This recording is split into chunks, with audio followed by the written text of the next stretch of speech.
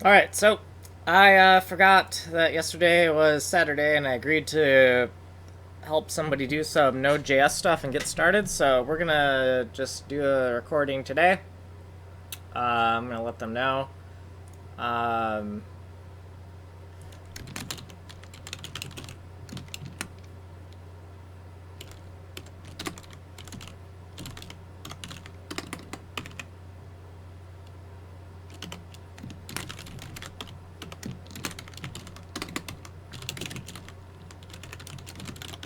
okay, I was just letting them know.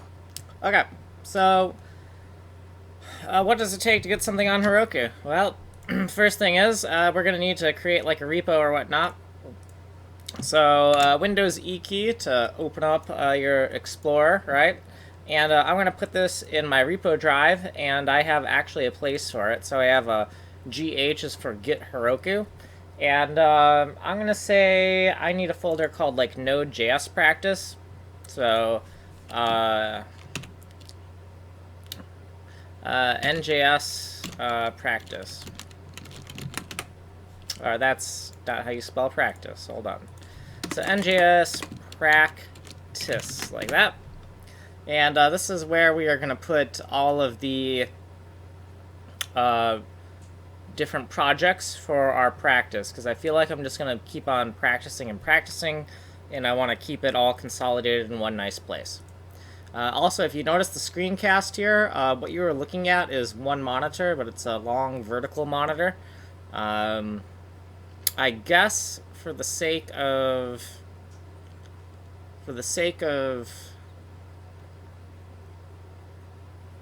nah, let's just do it this way. Well, let me think about it. Okay, I guess it would be easier for people to follow along if I use a normal monitor. So, I guess I can do that. Let me, I'm gonna use the, do I have the bottom monitor? Let's see. I'm gonna add a new monitor here for a second.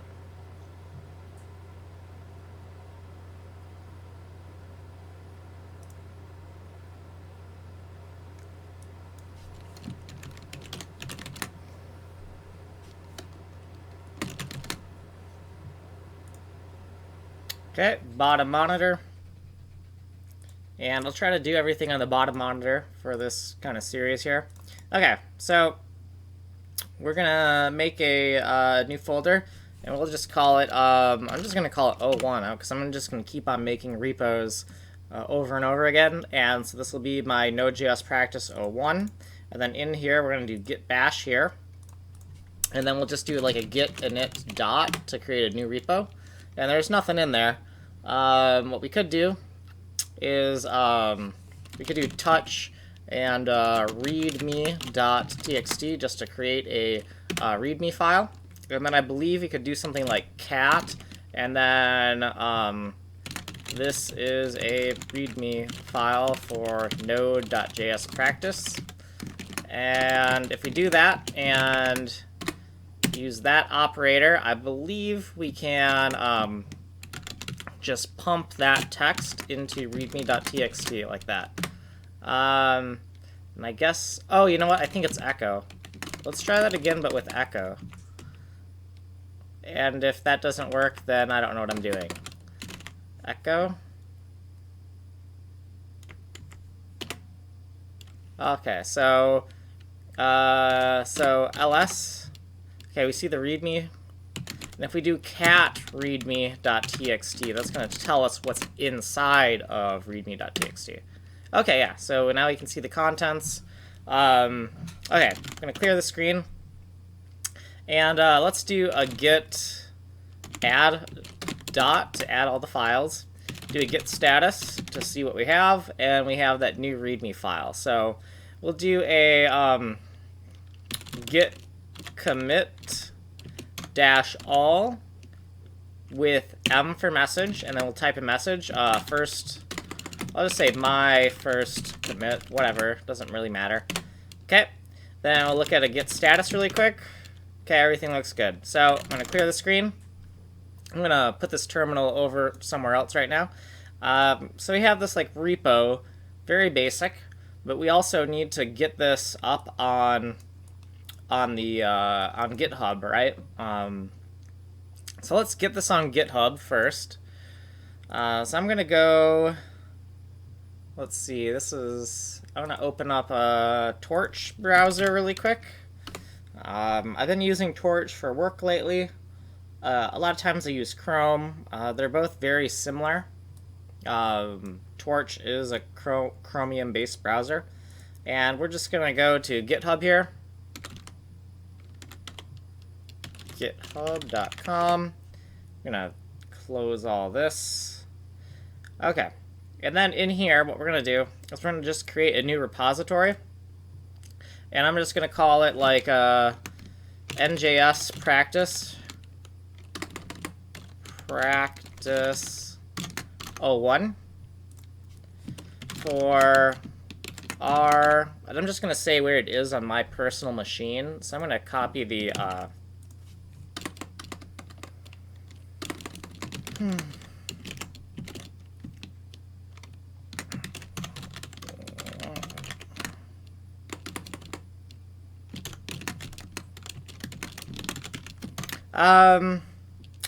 so I will make this one public, since, you know, you're watching this and maybe you want to see the end result. So Njs Practice 01, we'll make it public, and for these add readme and get ignore and all that stuff, we're going to ignore that, and we're just going to do create repository like this. So just public, add a description right here, and then add a name that you're going to get to it from your GitHub. So create repository. All right, so now that we have we have some information here. This is the most important thing right here, is this URL. I'm going to copy that and put it in my documentation really quick, in my like reference notes. So Njs Practice 01 Git URL. Njs.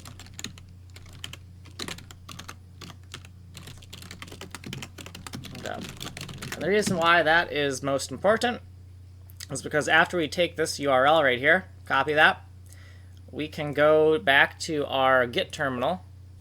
I'll do it over again. So in our project here, we can do git bash here, open up our Git terminal, and then quickly do a git status. It's good always to do a git status just to make sure nothing weird is going on. And then git remote add. And we're going to make up a remote name. I usually use GitHub all capital. That's the way I like to do it. Linux purists would probably say don't make it all capitals. But I like to make it all capitals because it lets me know that that's something I intentionally put there, and it's not like part of another library. It also, all capitals is usually a convention for constants, and I kind of think of the remote as a constant, a variable. And we're going to paste that GitHub URL in there, and it's in between quotes. I don't believe you have to add the quotes. I just do it because I'm pedantic about that. Well, technically, if I wanted to be really pedantic, we could also do this, put this around in quotes as well. Bash is kind of lax about where you need to use quotes. So if we do a clear the screen right now and do a git remote -v, and v is for verbose, we'll see that we have GitHub, and now we have the URL is set up for fetch and push, and this was set up by that git remote add I did. So if I want to get rid of them, I can go git remove. I think it's git remote remove, and then we can do GitHub like that. And if I do that, if I do git remote -v, we get no reply back, and that just means that there's no remotes. And so if there's no remotes, Linux terminals tend to be quiet unless there's a problem. And that's why you're not seeing a response, because I guess the Linux philosophy is not to overly clutter the terminal. But anyway, so let's just do git remote add again. So git remote add, we'll do GitHub, and then we will We have it on the clipboard still, so I'm right-clicking, selecting paste, and never mind, I'm not. So let's clear the screen. I'm going to have to go back to Torch for a second. Actually, not Torch. I have it in my notes. But right here, so this thing right here in our repo, I'm going to grab that again and git remote. Oh, here's a good tip here. If we press up, it'll show what we typed before. And so this one right here is what I was working on. So I'm just going to use this, paste, hit enter, then git remote -v, and I can see the remote is set up. So now the next part is git push GitHub, and that's the name of my remote. I'm pushing to that remote. It might ask me to set up this as a master branch, but let's just see what happens here. Yeah, so it's just telling me that I need to set up it as master for that to work. I could ignore this and just do this, git push GitHub, and then set it to the master branch for this push. If I do that, it'll work fine. So it's just giving me some feedback about what's happening.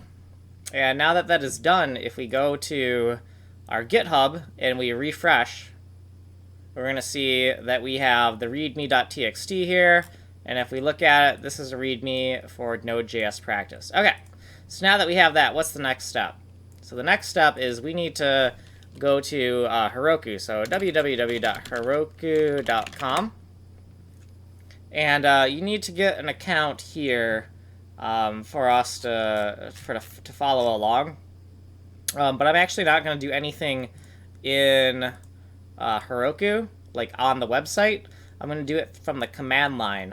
But this is my little dashboard of all the little projects that I have on this account. So first thing is we're going to take this terminal, and we're going to do Heroku login. I think I'm already logged in, but let's just do Heroku login and see what happens. And I'm not getting her. Okay, so Heroku, press any key to open up the browser to log in, or Q to exit. So I'm just going to press any key. All right, and it's asking me to log in, so I'm just pressing the. It just opened up a browser, and there's a button that said log in. I pressed it, so now I'm logged in.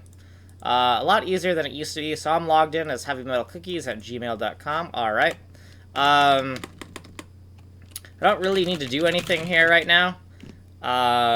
So that might have not been necessary. I'm just going to go Control-C and hit Y to get out of there. Clear the screen. So we need to create an application. And that should be something like Heroku apps create, and then the application name. And it has to be all lowercase, and it can be separated by dashes if you want. So Heroku apps create, and we'll say, we'll keep the same exact name as what our GitHub repo is. Njs Practice 01, like that. And I'm wrong here because I just said dashes, not underscores. Oh, and it also has to be all lowercase. So let me just type that all over again because I don't know what I'm doing, obviously. Njs Practice 01, like that. Okay. So if I did that correctly, we should get an allocation for a new project. And I did. Awesome. So the most important thing to remember here is that this URL here, they're both pretty important. This is what we're going to do to push our Git repo up to the Heroku, what would you call it? I don't know, version control database. Basically, GitHub and Heroku both have places where you can host projects. And so we just uploaded our project earlier to GitHub, but we also want to upload it to here as well. And then we can view the project from here. This is like the web URL. This is what we're going to use in the browser, and this is what we're going to use in GitHub. So let's take this right here. I'm going to put this in my notes really quick. So Njs Practice, and I'm doing this off screen because it's in my personal documentation. Heroku Git URL, Njs Practice, Heroku Git URL. Okay, so now that's in my documentation. I also want to take this and put this in my documentation as well. So Njs Practice, and this is going to be my web URL, so web URL. So I'm going to put that in my documentation under Njs Practice 01-web URL, and just paste that into my documentation. Okay, so now that I've like made those notes, I'm going to take this, which is the Git URL, and we're going to go git remote add, and then we're going to do Heroku, and I like to keep it in all capitals so that I know it's my thing. Because you notice that this Heroku here is actually a command, but this Heroku here is my remote alias. And then we'll just paste that URL, or not. Hold on.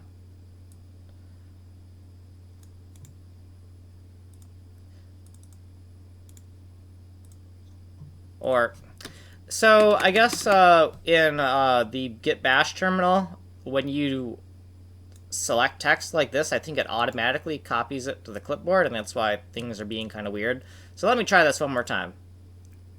And paste. Okay, and then I'm going to hit enter. And obviously you don't see anything, and you don't see anything because nothing went wrong. So we have to check the result by going git remote-v.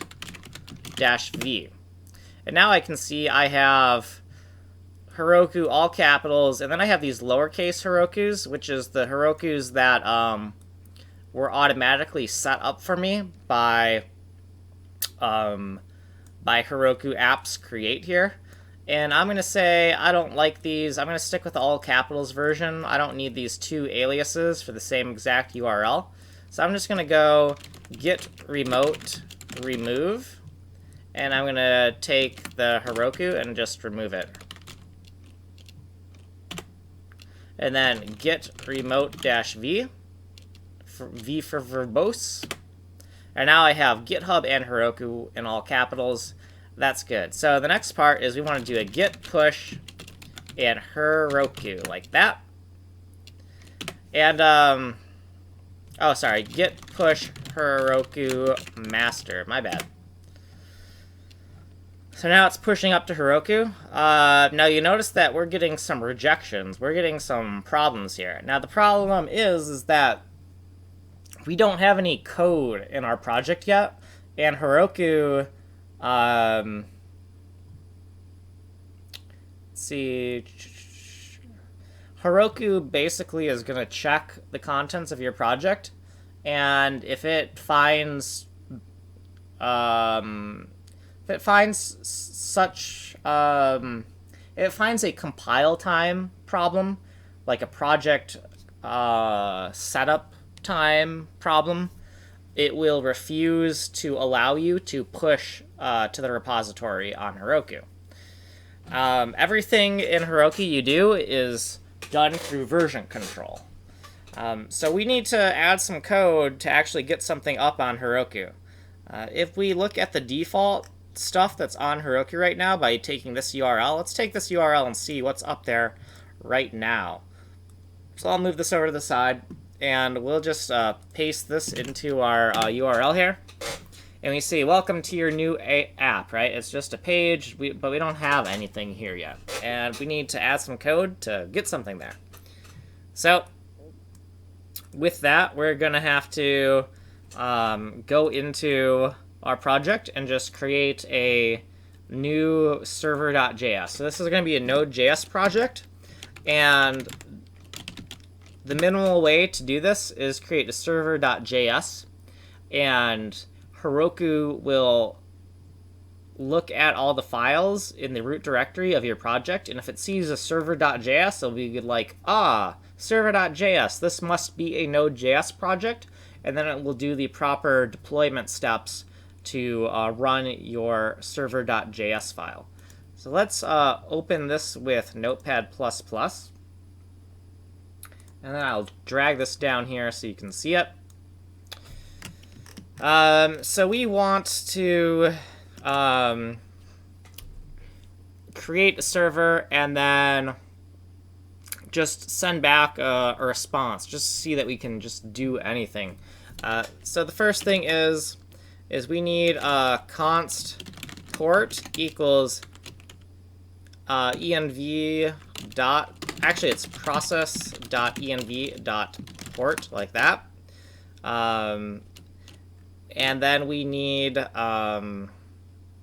const http equals require, and then http. So this is kind of like include or import, include, import, use. So in other languages, instead of require, you might have seen something called like an include or an import or use statement, or sometimes using. I think using like that might be C#. I tend to mainly stick to JavaScript and C code, so I use like include and then I use require. So HTTP we're going to need for getting this set up. And then we need to create a new server. And what is the exact syntax for that? So I don't remember the exact syntax because it's been a while. So what I'm going to do is I'm just going to type it from memory. And this is going to be wrong. And then we're going to fix it by looking at documentation. And that way that's going to help me memorize this a little bit better as well. So, I don't know, maybe it's like http dot create server, and then within create server it's going to take a server request, and then a server response. And you'll notice that it's taking it's taking a callback is what it's really taking. So this might look a little bit weird to you. And that's because we're inlining the function. Well, okay, you know what? I'm not going to worry too much about trying to explain this. I think I'll leave that for if somebody has questions for me. But basically, create server takes a callback function that takes a request and a response, and then it does something with that request and response. And then also after here, what we can do is we can chain this together. So the result of create server is a server object, and it has a listen command. And within the listen command, we can do this port variable right here. And honestly, we don't really need to be this unless we're going to use it somewhere else. We might as well just inline it like that rather than creating a variable. Process.environment.port. And then we'll just do server response dot write, and we'll write something. We'll just write hello world. And then we'll do server response dot end. Now you might notice that I use square brackets around strings a lot, and the reason I do that is any string that is hard-coded in my source code, I put square brackets around it to kind of denote that. So that way, if I go, you know, Control F, and I'm looking for hello world in the source code, I know I can find it. Now, if I had something like where I'm like piecing together hello world, like say like this, right? Then I wouldn't put this around in square brackets because it's it's not hard coded anymore. Like I can't search for hello. I'm not going to find hello in the code anywhere, right? So if I write it like this, which I would never write it like this, if I had like a for loop or something that's generating a string, then I would not put that string in square brackets. Instead, I usually would use parentheses around the statement. So I'd put a parenthesis here, and then over here I would also put a parenthesis to let me know this string is procedurally generated. Don't bother looking for it in the source code.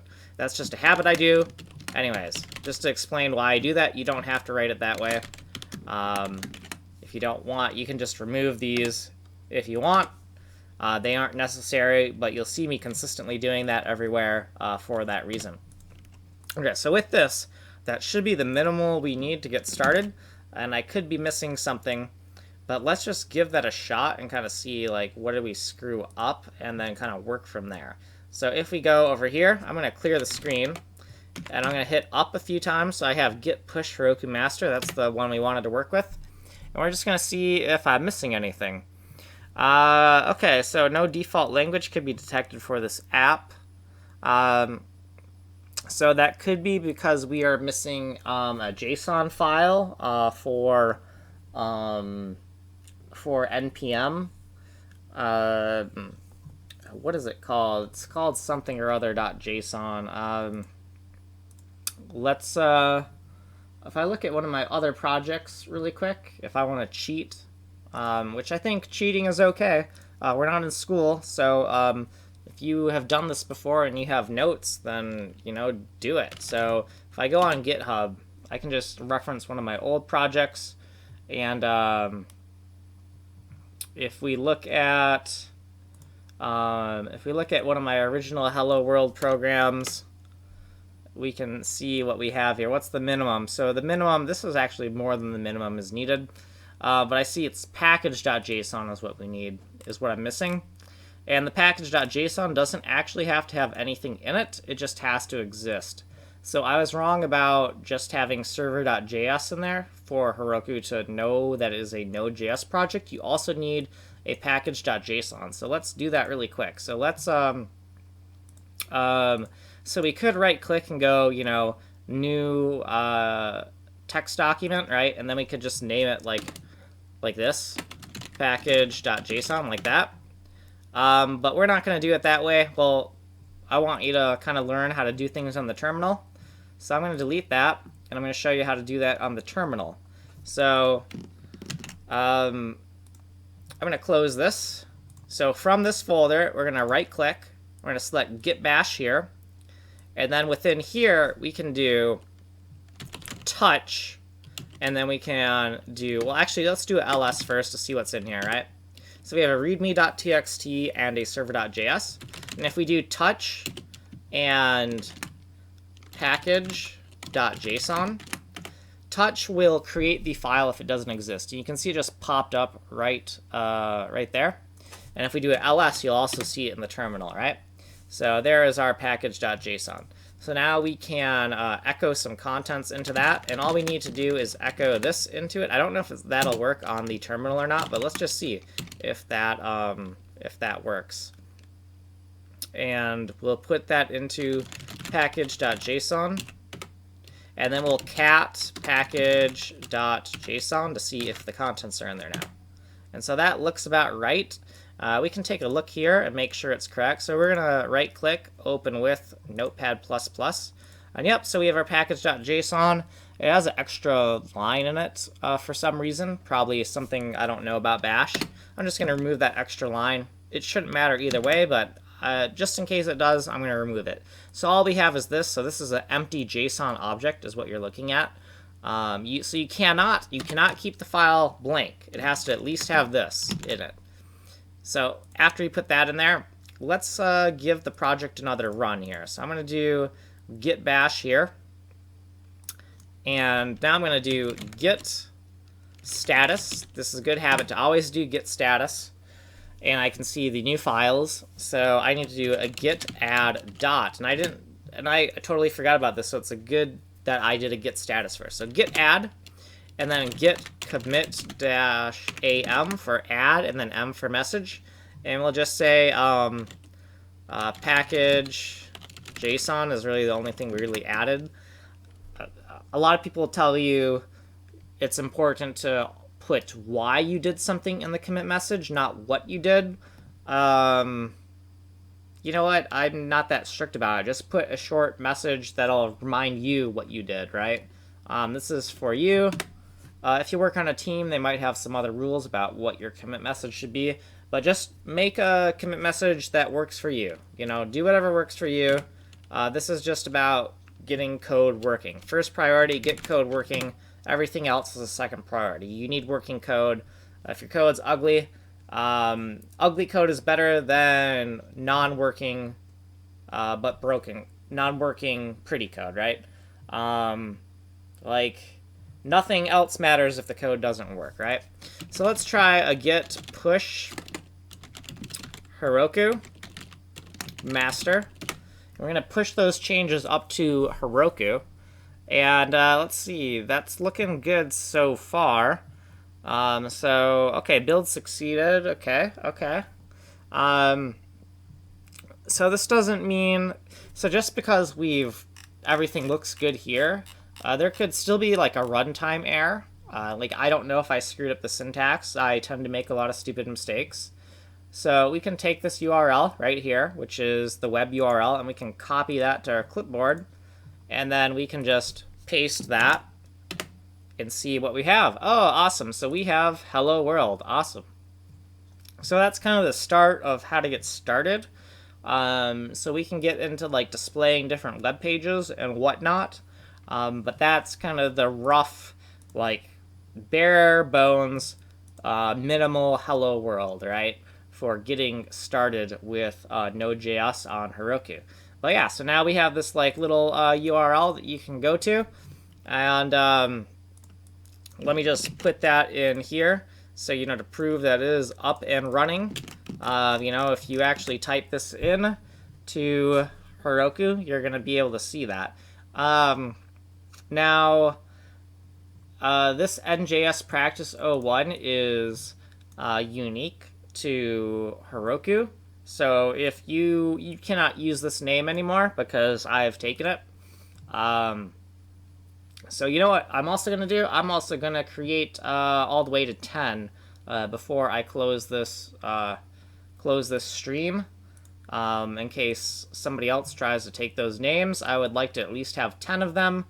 And, you know, if I don't think I'll ever do more than 10, but, you know, we'll see what happens. So I'm going to take this right here, and I'm going to go into my terminal right now, and I'm going to do Heroku apps create, and I'm just going to take this name, and I'm just going to go do O2, and I typed that incorrectly. So we need Heroku. Okay, now we'll hit enter. And I don't know what the limit on, you know, what I'm allowed to create is, but we're just gonna create 10 of them so that we have, so that, you know, later when I do this, I have a nice set of 10 that I can, you know, work with, you know. So 3. And I don't know if I'm going to hit some type of hard limit for doing this too much, but we'll see, you know. So that was 3. So we'll do 4. Okay, then I'm going to hit up arrow again. I'm going to change the 4 to 5. And then I'm going to change this 5 to a 6.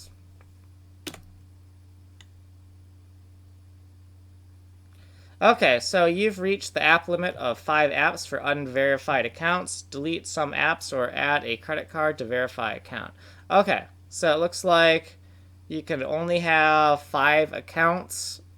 That might be a daily thing. So if we go to, let's go to Heroku really quick and see.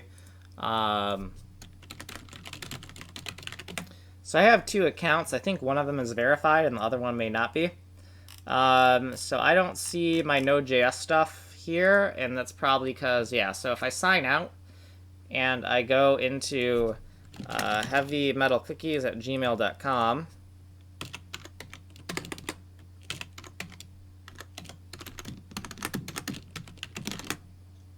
no, that's not right.